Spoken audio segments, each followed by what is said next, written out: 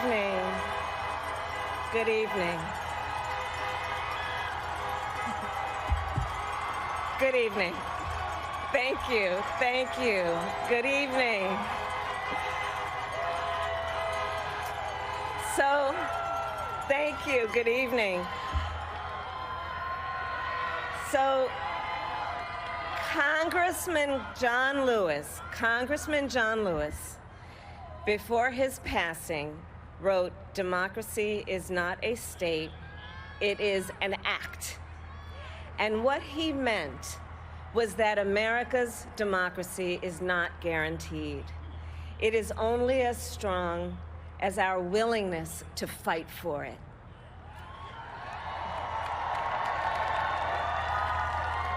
To guard it and never take it for granted. And protecting our democracy takes struggle, it takes sacrifice, but there is joy in it, and there is progress, because we, the people, have the power to build a better future.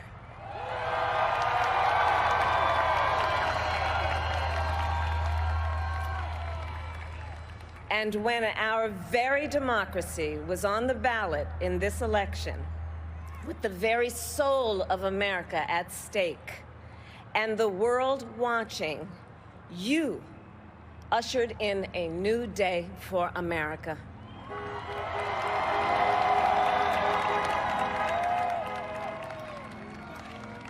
To our campaign staff and volunteers, this extraordinary team, thank you for bringing more people than ever before into the democratic process.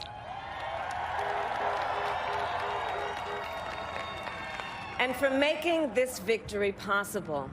To the poll workers and election officials across our country who have worked tirelessly to make sure every vote is counted, our nation owes you a debt of gratitude.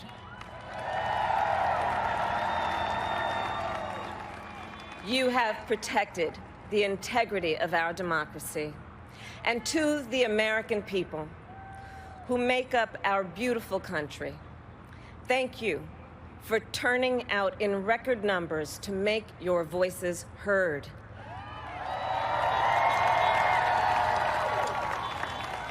And I know times have been challenging, especially the last several months.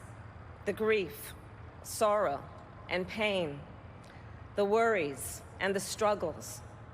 But we have also witnessed your courage, your resilience, and the generosity of your spirit.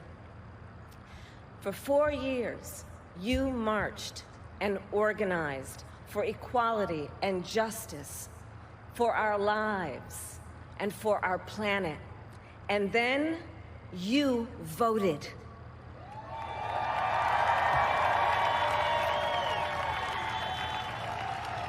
And you delivered a clear message. You chose hope and unity, decency, science, and yes, truth.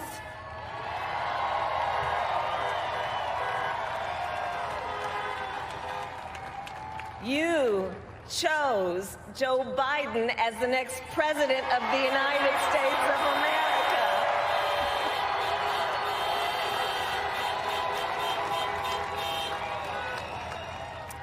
And Joe is a healer, a uniter, a tested and steady hand, a person whose own experience of loss gives him a sense of purpose that will help us as a nation reclaim our own sense of purpose, and a man with a big heart who loves with abandon. It's his love for Jill, who will be an incredible First Lady.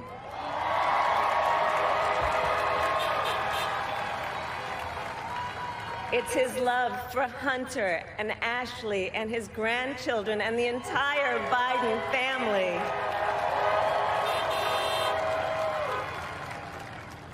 And while I first knew Joe as vice president, I really got to know him as the father who loved Beau, my dear friend who we remember here today. and to my husband, Doug,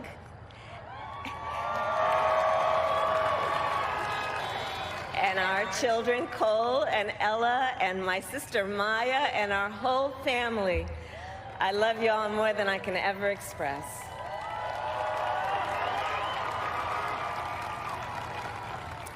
We are so grateful to Joe and Jill for welcoming our family into theirs on this incredible journey. And to the woman most responsible for my presence here today, my mother, Kamala Harris, who is always in our hearts. When she came here from India at the age of 19, she maybe didn't quite imagine this moment. But she believed so deeply in an America where a moment like this is possible. And so I am thinking about her and about the generations of women, Black women,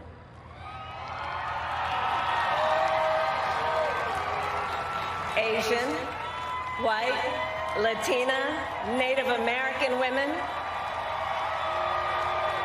who throughout our nation's history have paved the way for this moment tonight. Women who fought and sacrificed so much for equality and liberty and justice for all, including the Black women who are often, too often, overlooked, but so often prove they are the backbone of our democracy.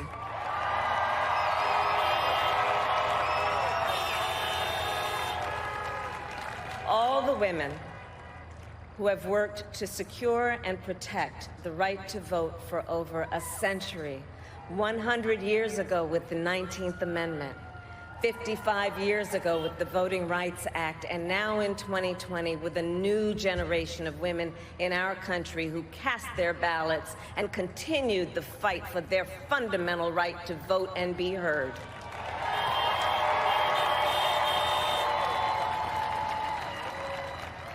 Tonight I reflect on their struggle, their determination, and the strength of their vision to see what can be unburdened by what has been. And I stand on their shoulders. And what a testament it is to Joe's character that he had the audacity to break one of the most substantial barriers that exists in our country and select a woman as his vice president.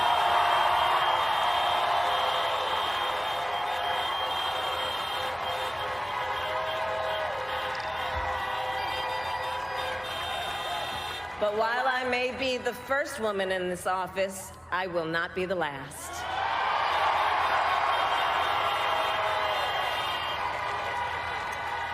Because every little girl watching tonight sees that this is a country of possibilities. And to the children of our country, regardless of your gender, our country has sent you a clear message. Dream with ambition, lead with conviction, and see yourselves in a way that others may not, simply because they've never seen it before. But know that we will applaud you every step of the way.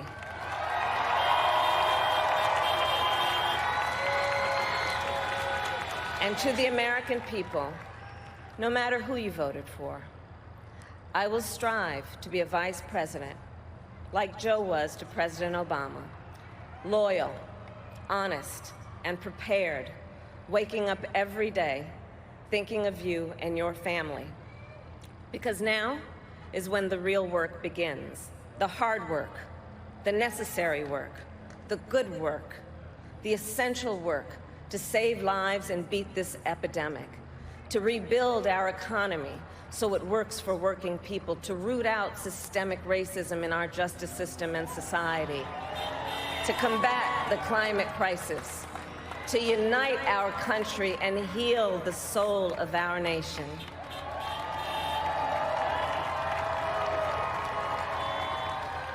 And the road ahead will not be easy, but America is ready.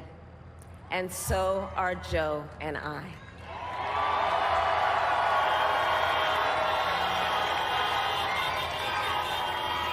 We have elected a president who represents the best in us, a leader the world will respect and our children will look up to, a commander-in-chief who will respect our troops and keep our country safe, and a president for all Americans.